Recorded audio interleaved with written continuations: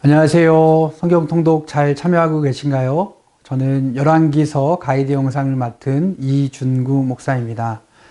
열왕기는 통일 왕국으로 시작해서 왕국이 분열되고 패망하기까지의 여러 왕들의 역사에 대해서 기록하고 있습니다.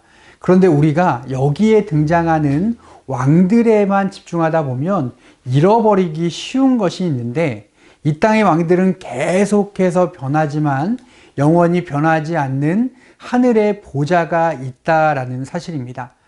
따라서 지상의 보좌가 하늘의 보좌에 의해서 통치를 받는 시대는요, 흥왕하였고 태평하였습니다. 하지만 반역한 시대는 쇠퇴하고 혼란하였음을 보여주는 것이 바로 열왕기서라고 할 수 있습니다. 특별히 이 열왕기는 선지자들의 시대이기도 합니다. 이 선지자란 하늘 보좌에 좌정하신 왕께서 지상의 왕, 백성들에게 파송하신 사신들을 의미하기도 합니다. 하나님께서는 선지자들을 보내셔서 그들이 다시 여호와를 왕으로 인정하고 하나님의 통치 아래로 돌아와 순종하기를 원하셨습니다. 그러나 그들은 여호와께 돌아오기를 거부했죠. 특별히 예수 그리스도의 성육신 사건은요, 하나님이 돌아오지 아니하는 그들에게 왕이 되시기 위해 직접 찾아오신 사건이다라고 할 수 있습니다. 그러나 유대인은 그리스도께서 자기들의 왕됨을 거부하였고 도리어 십자가에 매달았습니다. 하지만 예수님의 재림 때에 그리스도가 자기들의 왕됨을 거절했던 자들은 심판을 받을 것이고요, 결국 메시아 왕국은 완성되고 말 것입니다. 사실 우리는 이 열왕기를 대부분 이스라엘 역사의 관점으로 그렇게 해석을 합니다. 그러나 우리는 열왕기서를 하나님께서 그 백성을 어떻게 구원해 내셨는가 하는 구속사의 관점으로 살펴볼 수 있어야 합니다. 하나님은 왕을 세워 이스라엘을 신정국가, 즉 하나님이 왕된 국가로 다스리기를 원했지만 도리어 왕들은 하나님을 대적하는 데 앞장섰습니다. 그러나 구속사적 관점으로 이를 보면 열왕기는 인간이 이토록 패역하고 부패하였구나라는 것들을 알게 하고요, 또한 그럼에도 불구하고 하나님은 그 왕위를 폐하시거나 빼앗지 아니하시고 어떻게 계승시켜 오고 있는가를 보여주고 있습니다. 그리고 이렇게 하신 이유가 무엇이냐? 바로 다윗과 세운 언약을 지키기 위해서였다라고 말씀하고 있습니다. 그러므로 이 열왕기상의 핵심을 보자면 바로 왕위라고 할 수 있습니다. 다윗이 솔로몬에게 이렇게 이야기합니다.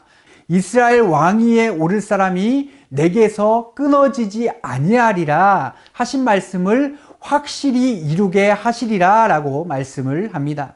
그리고 그렇게 왕위를 이어받은 솔로몬은요, 성전 봉헌 기도에서 하나님에게 이렇게 말씀합니다.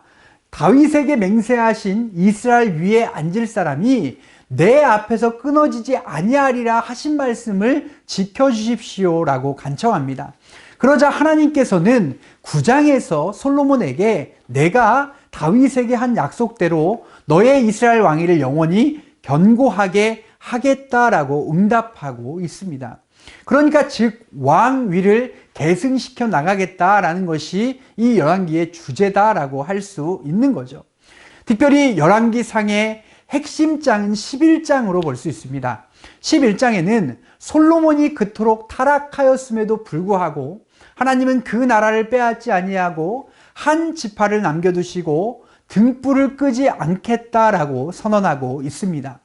이사야 선지자가 선언한 상한갈대를 꺾지 않으시며 꺼져가는 등불을 끄지 않는다라는 말씀처럼 하나님의 구원의 계획을 성취하기 위함이었습니다. 메시아는요, 이 땅의 등불이자 소망입니다. 즉 메시아가 등불이다라는 말은 세상이 상대적으로 어둠 가운데 있다라는 겁니다.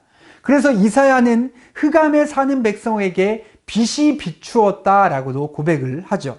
우리는 이 열왕기서를 통해서 이 흑암의 권세가 온 세상을 휩쓸고 죄악이 점점점 관영하는 시대 가운데에도 하나님께서는 소망의 등불이 꺼지지 않고 이어질 수 있도록 은혜를 베푸셨구나 하는 이 구속사의 줄기를 볼 수 있다라는 것입니다.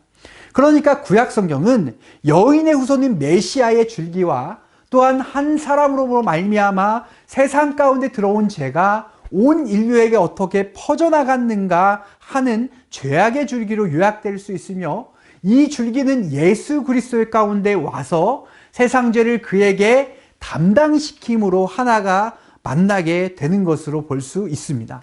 열왕기상은요, 크게 두 부분으로 나눌 수 있습니다. 1에서 11장은 통일 왕국, 또한 12에서 22장은 분열 왕국에 대한 기사입니다. 앞부분에서 중심점은 성전 건축이고 뒷부분은 엘리야 선지자의 활동이라고 할 수 있습니다. 엘리야 사역의 핵심은 18장에 등장합니다. 아브라함과 이삭, 이스라엘의 하나님 여호와 주께서 이스라엘 중에 하나님이 되심과, 그리고 또한 이 백성으로 주 여호와는 하나님이신 것과 주는 저희의 마음으로 돌이키게 하시는 것을 알게 하옵소서라고 그렇게 말씀하고 있습니다. 그러니까 이 엘리야는 하늘 보좌에 앉으신 저 왕께서 패역한 이스라엘을 돌이키기 위해 파송한 사신이었다라고 할 수 있는 것입니다. 특별히 이 열왕기에 등장하는 대부분의 왕은 악한 왕이었고요. 또한 선한 왕이다 할지라도 종말에 가서는 사악함을 드러내는 것을 볼 수 있습니다. 그러므로 우리는 열왕기를 읽으며 특별히 죄악 세상을 비추시는 등불이 되시는 메시아를 만날 수 있어야 하고요. 그 빛 아래서 자신은 메시아를 통해 구원받을 것 외에는 소망이 없는 죄인임을 깨달을 수 있어야 합니다. 이어서 등장하는 열왕기 하는 크게 두 부분으로 나뉠 수가 있습니다. 1에서 17장까지는 분열 왕국이 계속되다가 북이스라엘이 이 아수르에 의해 패망하는 부분이 등장하고요. 18장부터 25장까지는 잔존해 있는 남유다의 역사인데 그들 역시 바벨론에 의해 패망하는 것으로 끝이 납니다. 그러면 하나님의 구원의 계획은 어떻게 되는 것일까요? 두 왕국이 패망했지만 남북 왕조 사이에는 뚜렷한 제조점 하나가 있습니다. 남유다가 바뀜없이 이 다윗의 왕위가 계속해서 계승되어 이어온 반면 이 북이스라엘은 19대 동안 9번이나 왕조가 바뀌면서 반역, 피 흘림으로 얼룩져 있다는 것입니다. 이것이 무슨 뜻일까요? 이것은 하나님께서 다윗에게 하신 약속을 지키며 그 혈통에서 메시아에 탄생하려 하시는 하나님의 주권적인 역사였다라는 것을 알 수 있습니다. 열왕기서는요, 영화롭게 세워진 통일왕국이 분열되었다가 망하는 것으로 끝이 납니다. 하나님의 영광이 예루살렘 성전에 충만한 것으로 시작했지만 그 성전은 불타고 많은 연기와 화염으로 끝이 납니다. 그러나 유다가 패망하여 왕과 백성들이 사로잡혀 간 70년 포로 기간도 그렇고요. 신구약의 중간 시대의 침묵기에도 왕위가 끊어진 것이 아니라 다만 여호와의 전에 숨어 있는 동안에 불과할 뿐이라는 사실입니다. 그렇게 우리는 우리 눈에 그렇게 보이지 않는 것 같다 할지라도 여호와의 신실함을 믿어야 합니다. 결국 다윗 왕으로 시작된 신정 왕국은요, 누가복음에 주 하나님께서 그 조상 다윗의 위를 저에게 주시리니 영원히 야곱의 집에 왕노릇 하실 것이며 그 나라가 무궁하리라 라는 선언처럼 하나님의 언약대로 예수님께로 이어지고 있습니다. 우리 사랑하는 귀한 성도님들, 우리의 눈으로 바라볼 때 힘들고 어려운 상황이라 할지라도 바라기는 열왕기를 통해 계속하여 신실하게 구속의 역사를 이어나가시는 그 하나님을 믿음의 눈으로 발견할 수 있기를 주님의 이름으로 축복합니다.